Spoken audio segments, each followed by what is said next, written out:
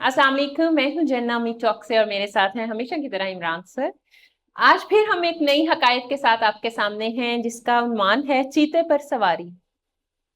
عنوان تو بڑا ہٹکے ہے، دیکھتے ہیں اس حقائق میں ہے کیا۔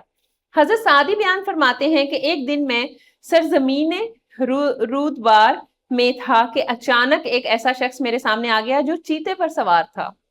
میری نگاہ اس پر پڑی تو میں خوف سے تھر تھر کانپنے لگا۔ اس شخص نے میری یہ حالت دیکھی تو مسکراتے ہوئے بولا، ہے سعدی، مجھے چیتے پر دیکھ کر حیران نہ ہو۔ اگر تو بھی خلوص دل سے اللہ پاک کے حضور سر اطاعت جھکا دے اور اس کے احکامات کے مطابق زندگی گزارے تو تیرا حکم بھی کوئی نہ ٹالے۔ اس طرح سب تیرے فرما بردار بن جائیں گے۔ جو خدا کی اطاعت کرتا ہے دوسرے اس کی اطاعت کرتے ہیں۔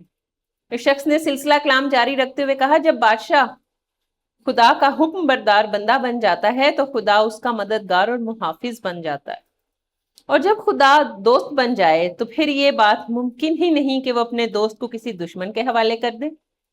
یاد رکھ، زندگی گزارنے کا یہی سب سے اچھا راستہ ہے۔ جھکا لے جو گردن خدا کے حضور، جھکا لے جو گردن خدا کے حضور، تو ہو دبدبا تیرا نزدیک و دور۔ خدا کو بنا لے اگر اپنا دوست تو ہوں دوست تیرے خوش و طیور۔ یعنی آپ کی منزلیں، آپ کا رتبہ بڑھ جاتا ہے اگر آپ دوست اللہ کو بنا لیتے ہیں۔ وضاحت کیا فرمائی ہے؟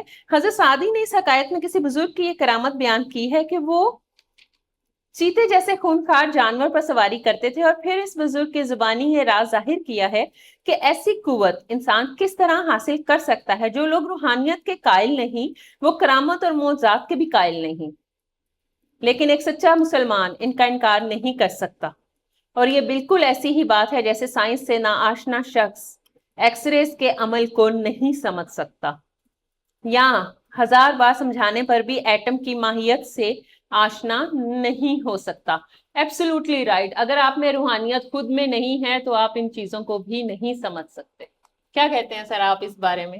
جی، ایک تو سب سے پہلے تو بات ہے اللہ تعالیٰ سے لگاؤ کی، قرب کی، دوستی بالکل کی، اور پھر اس میں بات ہے اللہ پہ توکل کی۔ بالکل تو یہ جب ساری چیزیں ہو جائیں اور ہمارا معاملہ اللہ تعالیٰ کے ساتھ جب جڑ جاتا ہے تو ہم کافی حد تک دنیا سے بے نیاز ہی ہو جاتے ہیں، بالکل ایسے کیونکہ پھر ہم اللہ تعالیٰ پہ ہی بھروسہ رکھتے ہیں، اور جس نے اللہ پہ بھروسہ رکھا اس کو دنیا کی کامیابی بھی ملتی ہے، اور آخرت کی کامیابی تو ہوتی ہے لیکن دنیا کی کامیابی بہت ضروری ہے۔ اس کے لیے پھر اللہ تعالیٰ کا جو ساتھ ہے وہ پھر آپ کو مل جاتا ہے جب آپ اللہ تعالیٰ سے لگاتے ہیں۔ بے شک جی۔ جی، بہت شکریہ۔ امید کرتے ہیں آپ کو حقائق پسند آئی ہوگی۔ آپ بھی ضرور شیئر کیجئے گا کہ آپ کا کیسا قرب، کیسا واسطہ ہے اللہ سے، اور اللہ پاک ہم سب کو ہدایت دیں اور اپنی امان میں رکھیں اور خود اللہ سے محبت کرنے کی توفیق عطا فرمائیں۔